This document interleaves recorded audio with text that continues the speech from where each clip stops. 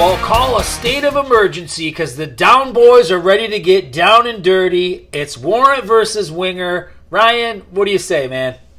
That was perfect. I say this was like choosing between my children, man. This is brutal. This is crazy. These are like two heavy hitters that had a pretty good run. Not easy decisions to be made on this one. No, man, you made it real tough on me. I had to really dissect this thing, and I'm tied up though. I believe it's 3-3 with these 6 albums. All right, we'll see if ours line up, man. Let's just jump right in.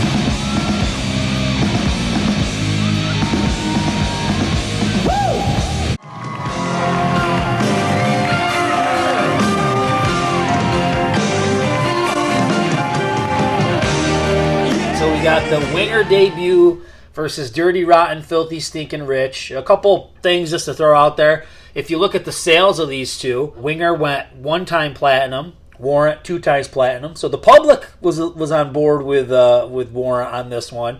Both produced by Beau Hill, right? Yeah. Out of the gate, man, both of these guys got a pretty great refined sound, good songs, hit singles. What are some of your thoughts on these? Same. I was looking at the similarities, like 4 album tracks, 2 ballads each, about the same amount of hits. So I was looking at it going, wow, I never really noticed that before. They have, like, math-wise, it's all kind of the same. Yeah, no doubt. And musicianship, I think, is a topic, because I think when you look at the musicianship of Winger, I mean, these were the guys that Beau Hill would call when he needed some fill-in musicians. So, like, this is really solid musicianship. Not that Warrant isn't, it really is, but, you know, the elephant in the room, his name is Mike Slammer, you know what I mean? So somebody got brought in to play the leads on this album, so that wasn't happening as far as we know on the Winger side. No, I don't think so. I think that Winger absolutely destroys them musically. In that realm, yeah, Mike Slammer sure helped these guys a lot, but the guys in Warrant sure showed that they could pull it off live, which I got to give them credit for. Yeah. You know, and another cool thing, we talked about hits, and we can get it. I want to break down some of the hits, but let's get into the deep tracks, because we're always preaching deep tracks and rare tracks and all that kind of stuff. So I think both of these albums have great deep tracks. There's just no doubt about it. You know, we mentioned State of Emergency. Without the Night is a great ballad. Time to Surrender. There's so many good tracks. And Warrant, same thing. Dirty Rotten Filthy Stinkin' Rich, In the Sticks, Cold Sweat. It's just, these are loaded with great songs. Oh yeah, dude. I had So Damn Pretty, Riding High, Poison Angel, Hanging On. Yeah. Like, oh yeah, dude. Like, I actually put down in my notes, if those 8 songs were on one album, I would still think that was a killer album. I'd still rank it super high up there in my albums of all time. Yeah. So that's huge when it comes to this stuff, because their hits are giant. Like, when you think of the hits on both these albums, they're huge. They're huge. But man, I gotta say, they didn't lack at all. But I didn't mention Purple Haze, you noticed. Yeah, right. And Warrant didn't do a cover, so there's a big difference. Yeah. So let's break down the singles. I want to hear your thoughts on each one. Let's figure out at least who had the stronger singles, and then we'll do who had the strongest album, and that the album will get the point. All right, so Down Boys or Madeleine? Madeleine. Okay, so I would go Down Boys. Okay, all right. Oh, okay. Big Talk, 17. 17. I would go Big Talk. What was next? So it was Headed for a Heartbreak or Heaven? Yep. Headed for a Heartbreak. See, I would go Heaven. Ooh. And then Sometimes She Cries against Hungry. I'm gonna go Sometimes She Cries. That's the one Winger single that I didn't really jump on board with for some reason. Yeah. A lot of people aren't into it. I always enjoyed it, but it could go either way, man. I don't really know. I'm kind of indifferent about, they're both good songs. It could go either way. So, geez, man, what do you think? I think I already know what you're going to pick, but let's hear it. What album do you pick? Well, this was the toughest choice by far out of the 6 this that we is the went toughest through. One. Toughest one. Yeah, but I did go with Winger. And I'll tell you why. I think Winger edged Warrant in the category of ballads. And Headed for a Heartbreak and Without the Night are like the perfect ballad. Whereas with Warrant's ballads, I am not, and I never really have been a huge fan of Heaven. I know it garnered them a lot of success. Yeah. And rightfully so. I like it, but I don't love it as much as, I think Without the Night is a sleeper. I think it's such a cool song. Oh, yeah. So that was what I used because, like I said, math-wise, everything was very similar, including the amount of hits. I do think Madeline is one of the hottest opening tracks of all time, though. So, I kind of edged it because of those two things, the ballad and Madeline. Couple quick thoughts. I think Without the Night is better than Headed for a Heartbreak. And you're right, it might even be better than the Warrant ballads as well. And let's not forget, there's a real kick-ass starter on the Warrant album, 32 Pennies. That's a great song. Oh, yeah. I love that song, dude. Like I said, it's like choosing between my two children. This is terrible. I can't believe you did this to me. Well, it's pretty obvious. I've always thought Dirty Rotten, Filthy Stinking Rich was Warrant's possibly best album. So I'm going Warrant, man. So we're 1 for 1. That's cool. But also, dude, how about the artwork on both is so awesome? Yeah. Very cool artwork. Another one I couldn't edge it. I might choose the Warrant one just because that guy is got so much cool detail in there and stuff. Like, yeah, I love that. So, and I love how that guy came alive in the home video and like the Big Talk video and all that kind of stuff. So I thought that was pretty cool. Oh, absolutely. All right. So wow. Okay, we're tied up, 1 for 1, and we head into the second album.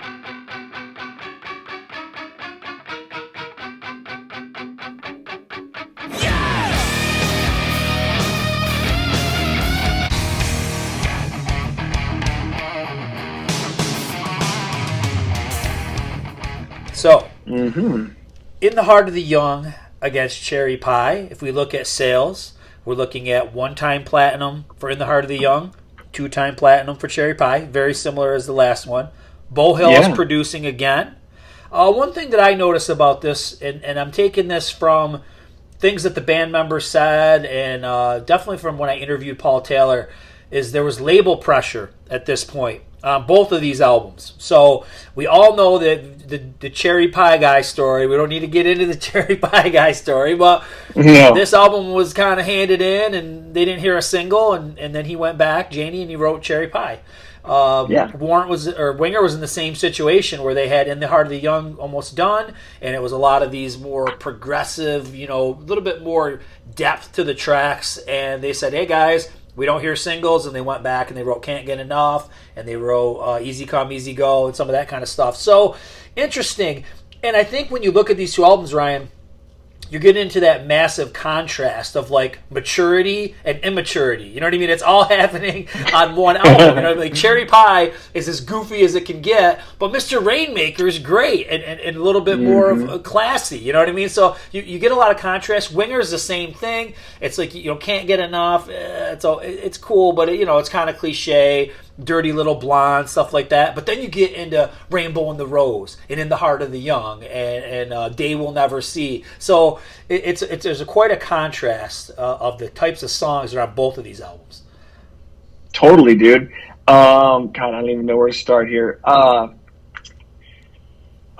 In terms of this, I think you're absolutely spot on. I actually forgot about the reference to Winger kind of having to go back in the studio, because you think of these guys like as hit makers and they can do no wrong, and for the record label to be like, yo, we don't hear a 17 or we don't hear a Madeline. I get it. And like I said, I forgot about that, but the Easy Come, Easy Go, Can't Get Enough, that's tongue-in-cheek stuff compared to the rest of the album, which was like way advanced. And so I don't blame the record company for the times that were a lot more cheesy, if you will. Yeah. That kind of sold. So anyway, I get what you're saying though. I want to give an MVP shout out to these two deep tracks. Gotta go. Always Mr. Rainmaker. Always have loved that song. And Baptized by Fire. That's one of my favorites on the Winger album. So I got to just give a shout out to those tracks. But if you want, man, let's I'll try. This is all top of my head. I'll try to remember the singles and how they correspond with each other. So we'll go Can't Get Enough or Cherry Pie. I'm gonna go with Cherry Pie. Okay, I'd probably go Can't Get Enough. I'm not a Cherry Pie guy. Yeah. It's okay. It's not bad. It's not as bad as like people make it out to be. It does have an edge and everything. But I would probably go Can't Get Enough. Okay, Yes. second single. I don't even know if they had the same amount of singles, both of them. Maybe they did. I think they did actually. Easy Come, Easy Go. Uncle Tom's Cabin. This is no contest. Yeah, Uncle Tom. Uncle Tom, all the way. Uncle Tom. Yeah. Then we get to our ballad, Miles Away or I Saw Red. Miles Away. Oh, Miles Away, 100%. That's a great song. Paul Taylor. One of the Penn song. yeah. And this is where it gets sketchy. I don't think Winger had another single, and Warrant had Blind Faith, which was kind of like we'll call it like a soft single. Like it was out there, but nobody really remembers it being out there. It was there, but it didn't do anything, and it didn't get played very often. And that was right about when things were starting to try to change over. That was probably released in early 91, and things were definitely a changing at that point. Yeah, totally. So this is tough, man, and I wonder which way this is going to go. But what are you thinking? What album gets your overall pick? Well, it's almost sacrilegious for me to do this because In the Heart of the Young is so perfect and talented and amazing, but I did choose Cherry Pie. Wow. And here's why. Again, very tough because we do this and it's like Winger comes up so often, they're so perfect, but here's why. I feel like the standout songs on this album are more standout than In the Heart of the Young. So that's where I kind of use it. And I'll start with the sub hits like Bed of Roses sure feels good, and Mr. Rainmaker. Bed of Roses is like the most AOR gold I've ever heard. Sure Feels Good is like as ripping killer as Janie gets. And Mr. Rainmaker, like you're saying, it's definitely my favorite song on the album and probably my favorite Warrant song of all time. Yep. You know, and then the hits, I like the song Cherry Pie, and recently we talked about it, or I had brought it up, and maybe if they just had a different title, you know what I mean? Like, because it's a hard song. Yeah. It's a ripping song. And, like, the bass is big, the drums are big, but because it's called Cherry Pie, I think it brought it to the cheesy, superficial realm. Yep. Where if it was titled something different, it may not have. And that's what brings me to Uncle Tom's is because, you know, everybody knows the story. Jamie wanted it to be called Uncle Tom's Cabin. And that was the single. That was what they were going to go off of. And then, like you said, they went back. But anyway, on the other tracks, I could definitely live without Train, Song and Dance Man. Yeah. Love and Stereo is okay. And I don't, like you said, again, like Blind Faith, I've never really been too thrilled with Blind Faith. Mm-hmm. The weird thing is, and I've said this a million times, I've never cared for this album overall that much because Totally. I feel like when it came out, I felt it was inferior to the debut. Like Love and Stereo. I even went back and like Sure Feels Good. I don't know. They're not doing much for me, you know. So yeah. So man, I gotta go Winger in the Heart of the Young as my pick, and here we are, even again, man. All right, I like it. This is getting crazy now. It's getting crazy. So where this one may have been easier for us, where the debut was kind of tough, I think this next one's going to be super tough.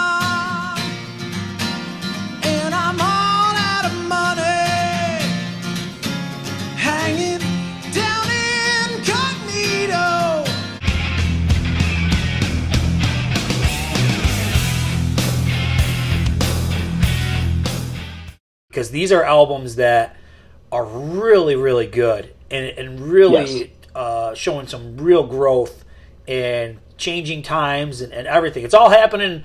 It's funny because when you look at it, we didn't mention this, but you know the debuts of each. Winger was 88, Warrant was 89. Then we got both came out 90. You know, so now we're looking at Pull being in 93, Dog Eat Dog being in 92.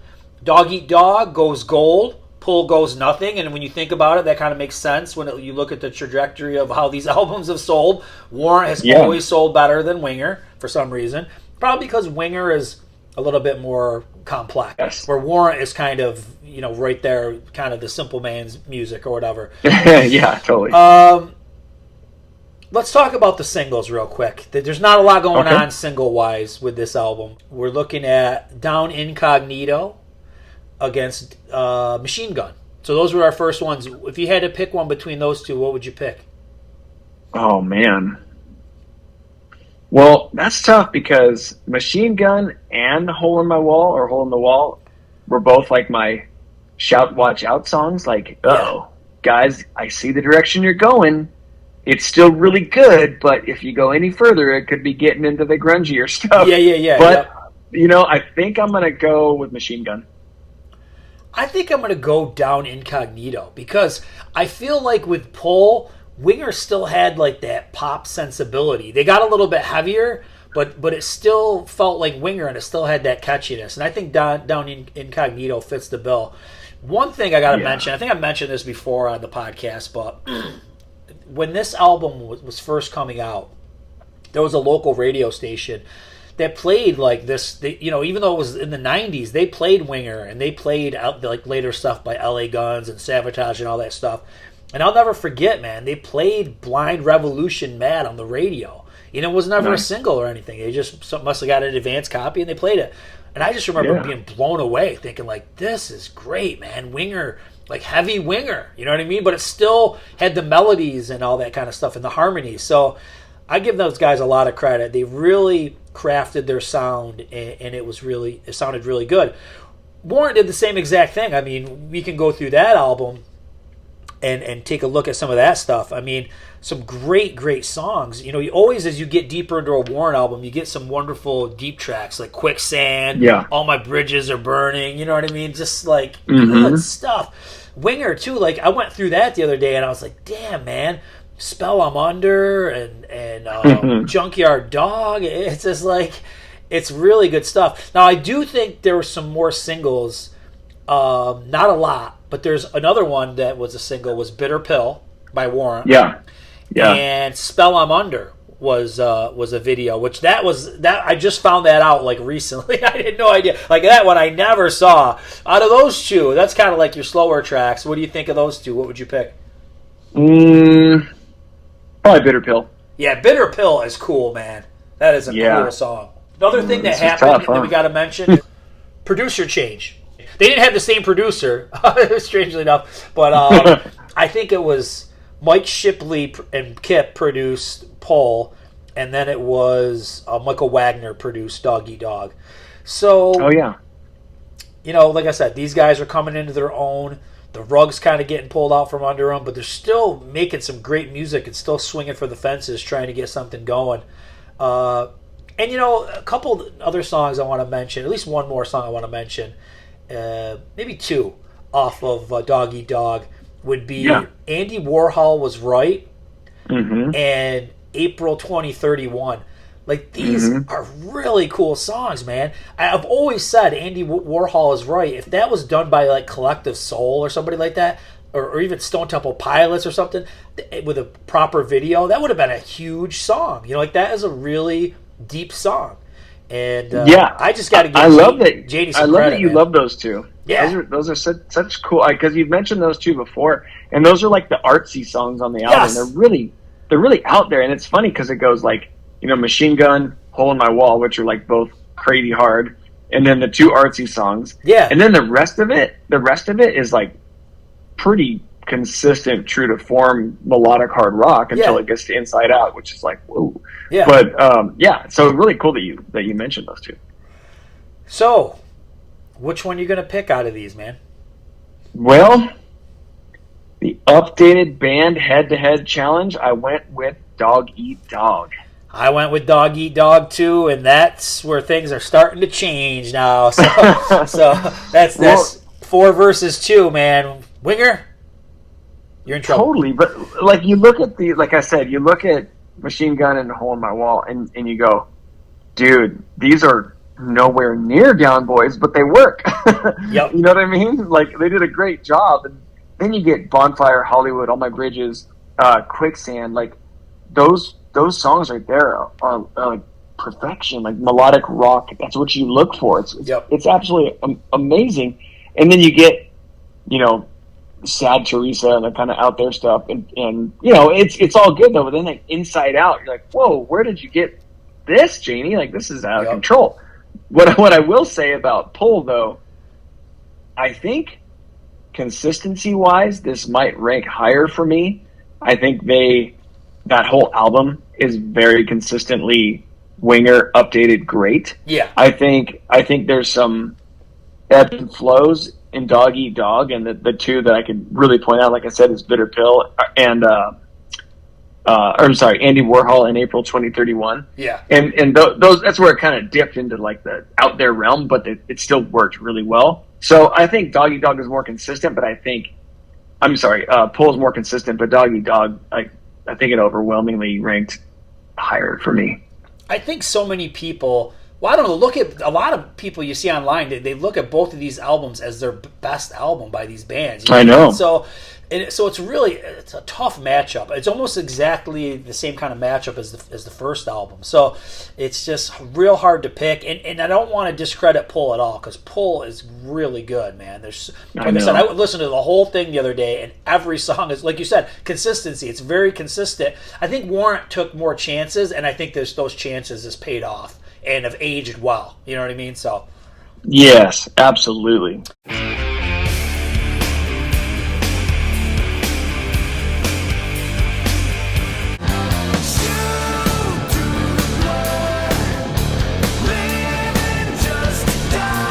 All right. Well, at this point, there ain't no sales to report. You know what I mean? They weren't hitting gold or anything like that.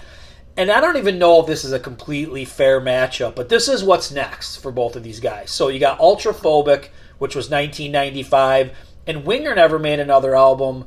They didn't make Winger 4 until 2006. So it's kind of hard to pit 1995 against 2006. Probably would have been more fair if we used one of Kip's solo albums, because Kip was dabbling into some different kinds of styles with his This Conversation Feels Like a Dream and all that kind of stuff. I think that was that's right. Yeah, 97 or 98, somewhere later 90s.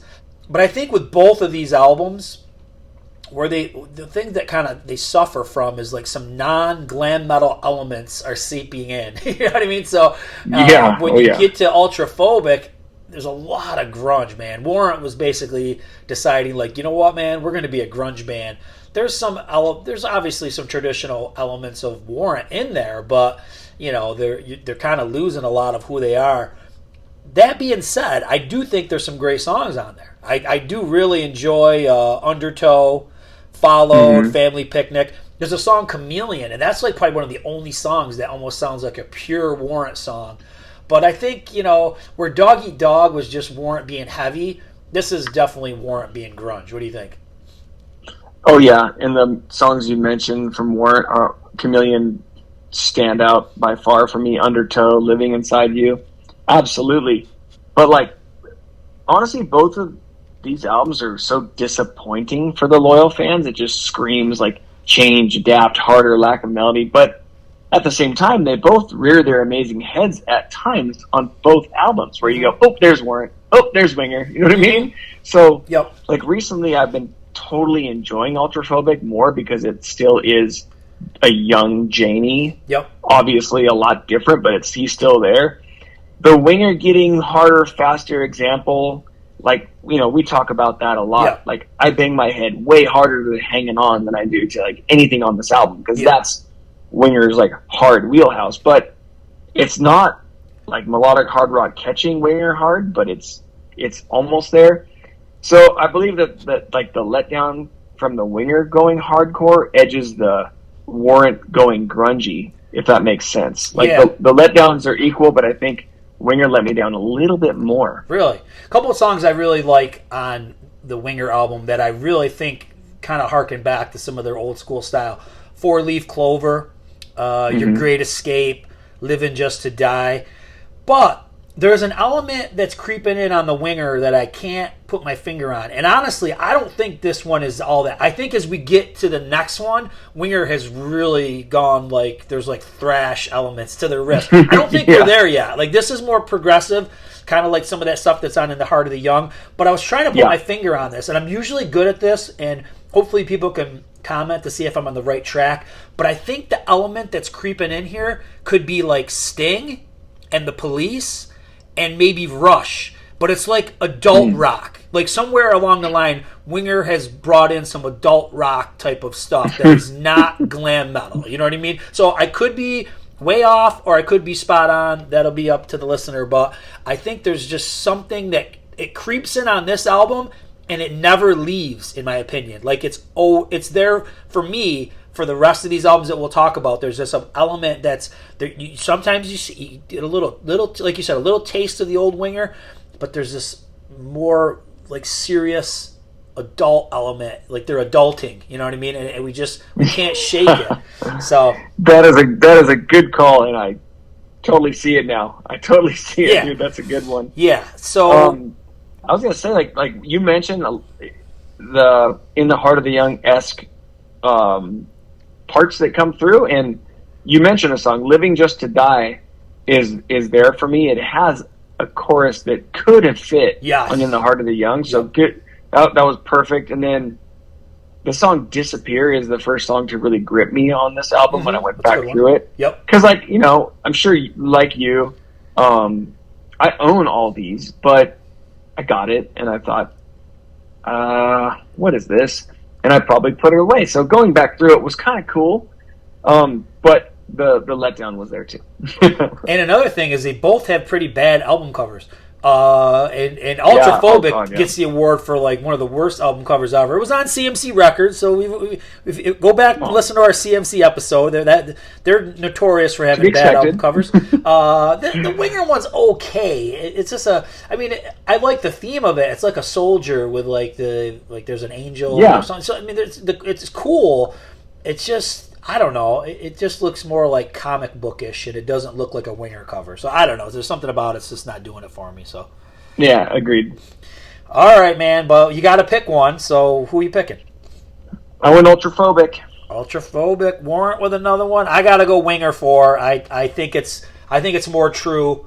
I know you said it was a little bit more disappointing, but I think like those songs that I mentioned, the Winger elements really show, and the Warrant elements are real hard to find.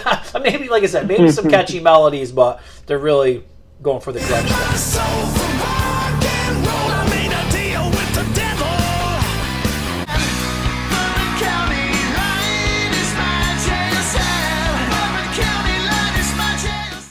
Wow, this one. So let's just put it out there, because you and I had this conversation before we did this.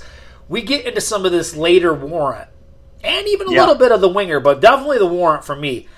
I didn't listen to some of these albums. I'm going to be this next one, this Born Again album. I don't think I ever heard it ever. So I'm like, not only will this be like a matchup, but this is it's like homework. It was like a book report. You know what I mean? I had to go back and listen to if you listen to the Kiss Motley episode that I did with Hair Metal Guru, I didn't have to do any research. I know that shit like the back of my hand. You know what I mean? Totally. But when I got to some of these later albums, I did not know this stuff. You know what I mean? So here we go, man. We got Winger's Karma, which came out in 2009, and we got Warrant's Born Again, came out in 2006. So where the last one, there was almost a 10-year stretch between them, not so much of a difference between these two albums. Talk a little bit about what your experience was going back and trying to discover or rediscover these albums. What do you think?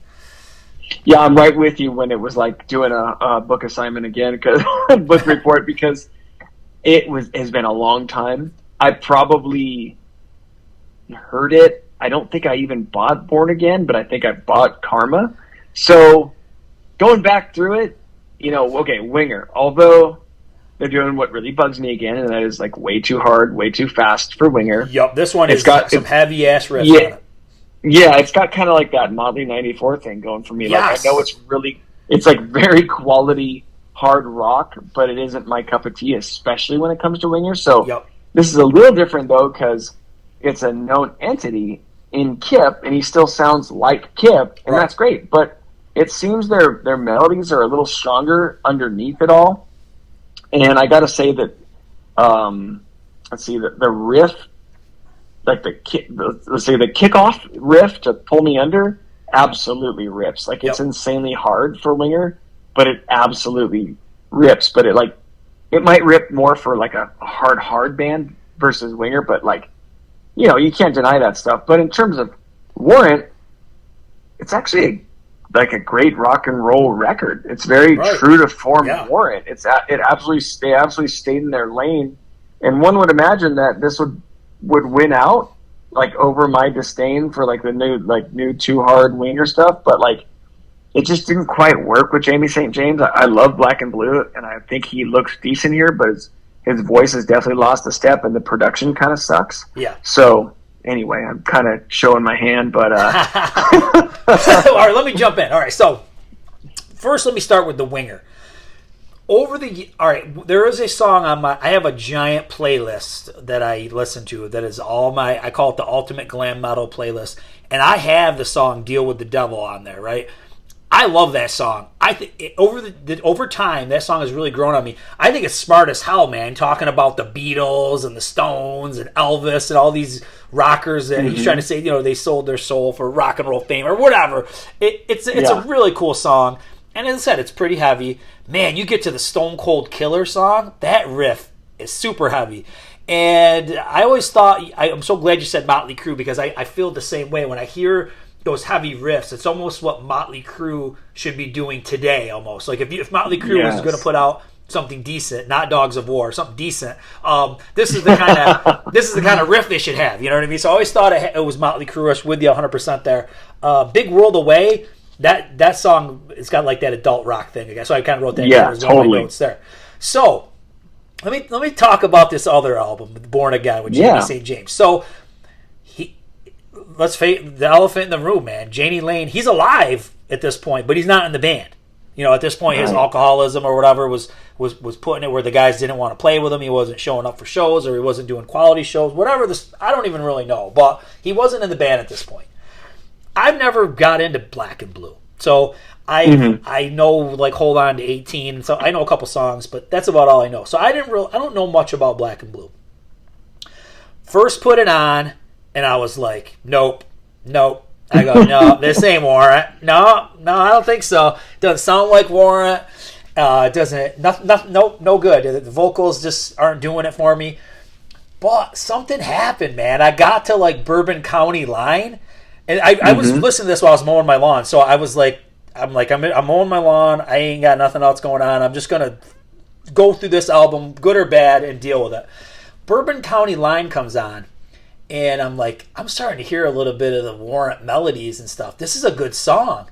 And then Hell, California, Down in Diamonds, Roxy. I was like, this isn't bad. It's kind of like you said, it's a real solid hard rock album. The biggest piece, too, is not only Jani Lane's voice, you're missing his great songwriting. You know what I mean? So, like, if this guy didn't fall apart because of substance abuse and stuff like that, what could he be doing with these guys? You know, like, this could be like, you know, Dog Eat Dog ×2 or something. You know what I mean? Like, we'll mix Dog Eat Dog with Cherry Pie or something. So it's sad that you didn't really get any more with Jani. But and then the funny thing is that I think I got the mowing of the lawn took a little while, and the first songs came back that I heard that I wasn't really feeling, and then I was getting it. You know what I mean? So I've listened to this just for shits and giggles, like even after this, because I actually like it. So I really like it, and I hope that people who did the same thing that we did, like blew this thing off, like this isn't true Warrant, give it a listen, man, because there are some Warrant elements in it. But like I said, without Jani's voice and his songwriting, it does suffer. But it's a solid hard rock album, man, and it deserves some credit. So yeah, I like it. Yeah, good point, because I didn't even bother to look and see what the songwriting credits were, but it was very obvious that the Jani element was lacking, and it was much more of the cliche rock songs and the titles and whatnot. But yeah, like you said, Jani was still with us, man, and like, God, looking back, you're like, man, wouldn't it have been cool if they could have pulled it together and just put the Warrant guy on this album and made it a true Warrant album, spruced it up with some Janie stuff, but kept it in this lane? Yep. Man, it would have been good. Yeah. The songwriting, just so you know, it's all over the board. There's different songs written, which is really weird. So Jamie St. James wrote some of the songs. Dixon has songwriting. They all got songwriting credits. So pretty interesting that everybody kind of jumped in. But, all right, man. What are you going for? I'm going Winger. Winger. Surprisingly, I'm going Warrant, man, and I'm shocked. Ooh, boy. I really like this. Man. I like this album. Like, I knew the Winger album because I have it, and I never listened to this, but I was like, you know what? This is more true to form of what the band is all about, and it's got some pretty solid songs and some cool melodies and harmonies and shit, man. I'm in. So I've been born again with this album. You know what I mean? So this is great. Nice. It has new life. But all right.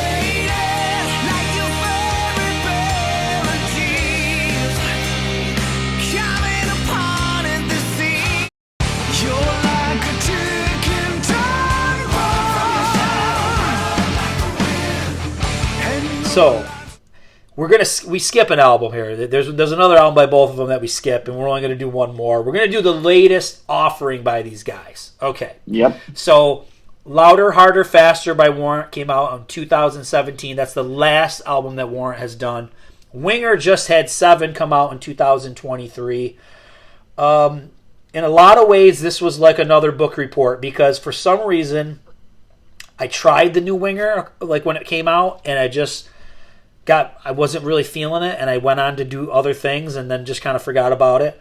And the Warrant, kind of the same deal, I think, but it's hard to remember back to 2017. But I also think at first listen, I was like, this ain't Warrant. It doesn't sound like Warrant. I'm out, you know? So yeah, I'll hand it over to you again, man. Start us off. What do you... I think these are both on Frontiers, so that's maybe the only thing that's similar about them. But yeah. What are your thoughts on these two? All right, well, I'll start with Winger. I think Kip still sounds really good. He's starting to get into the, little bit shaky voice like Sammy Hagar these days, but he still sounds true to form Kip. You obviously know that he's still big time into the business, big time composer, so he's still got his chops. He still sounds great. The heavy is kind of turned down just a little bit, and then there's a little bit more melody, so I think they're balancing it slightly better overall in this album. The Warrant deal, a slight update, and I think it's a strong choice, stronger than Jamie St. James in Robert Mason. I like Robert Mason a lot. I think his personality fits Warrant these days, what with probably the cleaner, healthier lifestyle. He's in really good shape. He seems to be witty and funny. He's still got his voice.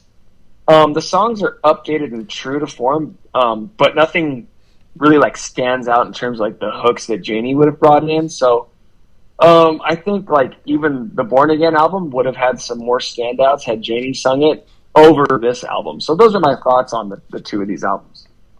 Yeah, I'm going to refer to my notes, my book report here. So, all right. Of So course. As you said, you got a different singer again. You know, at this point, Janie Lane has passed away, so you can't ever do another album with him. So it's either you're going to get just Warrant live or or nothing. You kind of got to deal with a different singer. There's nothing else you could do. Robert Mason's voice. So I know Tangled in the Web. Is it Tangled in the Web?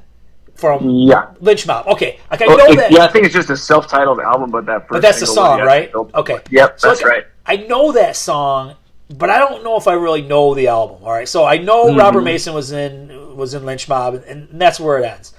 When I listen to his voice, okay, there's a couple things that come to mind. There's at times where he uses that bluesy, modern type singing, like Axl Rose kind of sings like that a little bit. And then there's times it sounds like he could pull off Jeff Tate. So there's a strange mix of things that goes on with his voice. None of it fits with Warrant, in my opinion. And I don't mean this to be disrespectful. It just I thought St. James' voice fit the music better. Even though like you said, wasn't on the top of his game. I think that fit the music better. It sounded more like an 80's voice, where this doesn't sound so much like an 80's voice. Okay, that was my first instinct. But as I went on, I did start to, when you have to, let's just face it, you can't listen to anything once. You have to listen a couple times. And I listened to this a couple times, and there were some really cool songs like New Rebellion, Choose Your Fate, the title track. And then there's a song called Faded, which is pretty good melodic song. So I gotta admit, man, I was getting into this. But, like you said with Winger, you got the original dudes, man, and you got the original voice.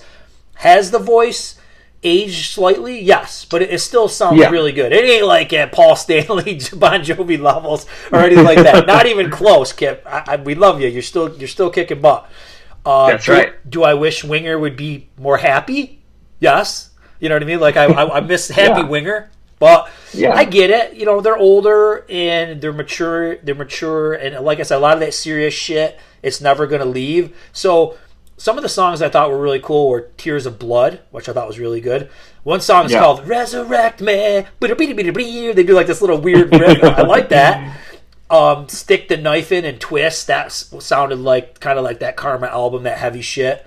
But then there's a lot of groovy stuff. Like Voodoo Fire was kind of groovy. And then there's a song called Time Bomb. And this was my favorite song on the album because to me, this totally felt like In the Heart of the Young progressive stuff. So I really like Time Bomb. If you're not familiar with Time Bomb, go and check it out.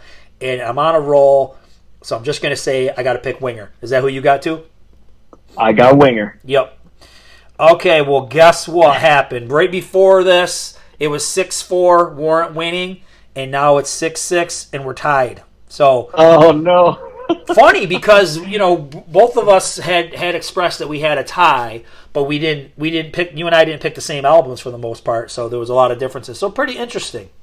But that's very cool. There is a way to break a tie.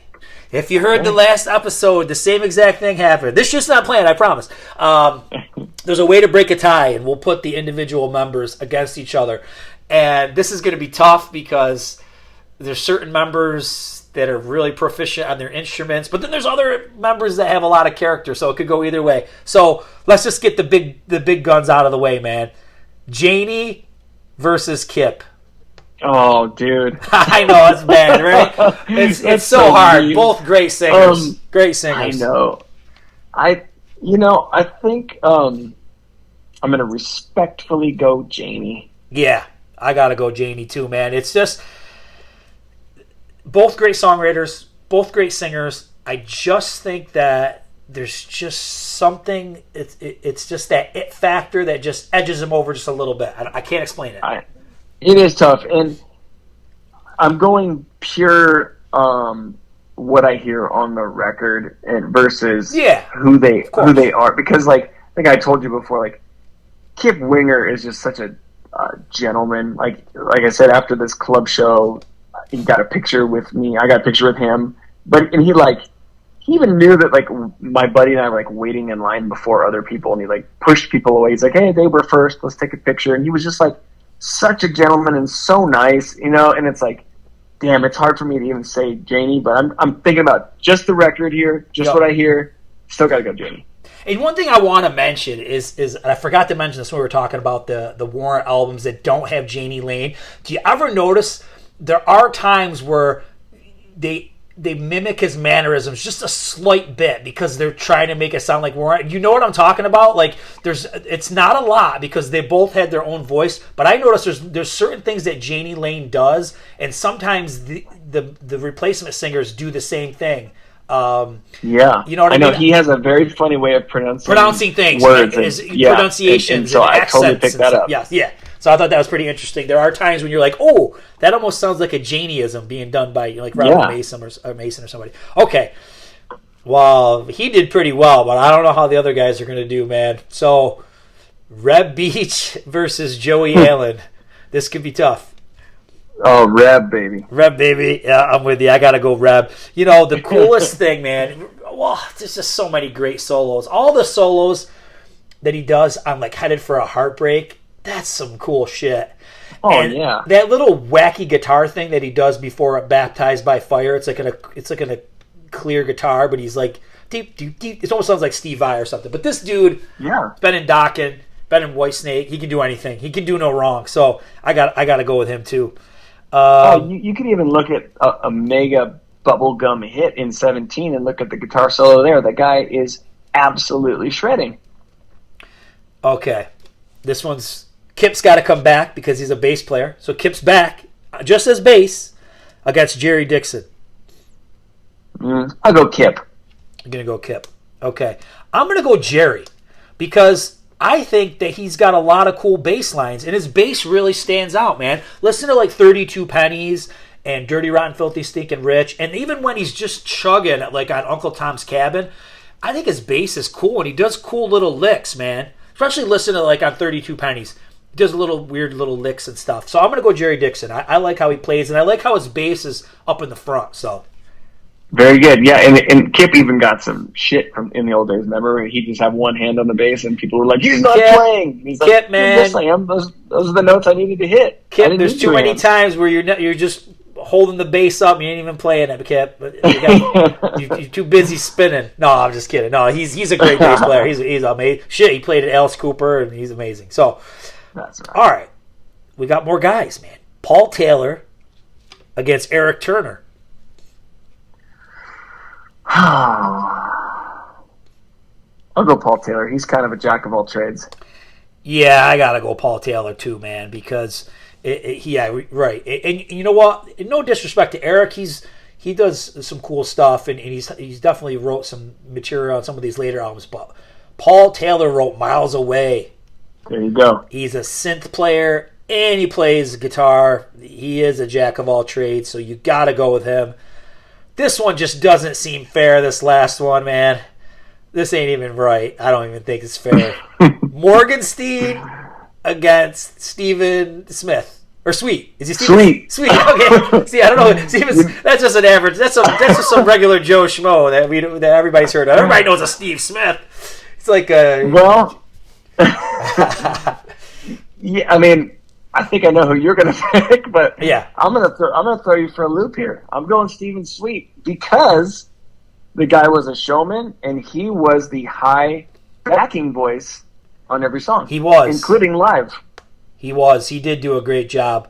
I got to go Morgenstein, man, because there's something about... I know he's technical. He was in the Dixie Dregs and all that kind of stuff. Yeah. But there's something about, like, he does these weird off-time things, you know? Like, they riff together and they go off-time and they do weird shit. And he's just... It's just effortless, you know what I mean? Okay, so proficiency and overall, I'm going to go with Rod Morgenstein. But you're right, man. And his showmanship... and the vocalization and all that kind of stuff. He was always the guy that was doing the harmonies. I'll go with Steven. But, yeah, man, so interesting matchup. I think album-wise, these guys are pretty consistent, and they match up pretty well. That was all even. But Winger wins it, man. 12-10. It was very close, but it was just that the individual members are what carried that band over to victory. So, great discussion, man. And you know... Not only was it a great discussion, it was just great to like be forced to like discover something and discover that it's actually pretty good. You know what I mean? Because that's the worst when you got to listen to something just for the sake of listening to it to do a podcast. But when you can turn around and say, "Hey, I actually enjoy this, and this is something I'm going to add to my playlist." I'm kind of glad that I went and, like I said, the Winger ones overall was familiar, except for maybe the newest one. But those Warrant ones, like I was avoiding like the plague, so I'm glad that there's nothing to be afraid of, folks. Go listen to those Warrant albums; they're cool. That's awesome, man. Yeah, this was a really cool topic, and what tough choices this presented. But again, this was great to relive this stuff and revisit it and learn some things. So I'm glad it shook out the way it did.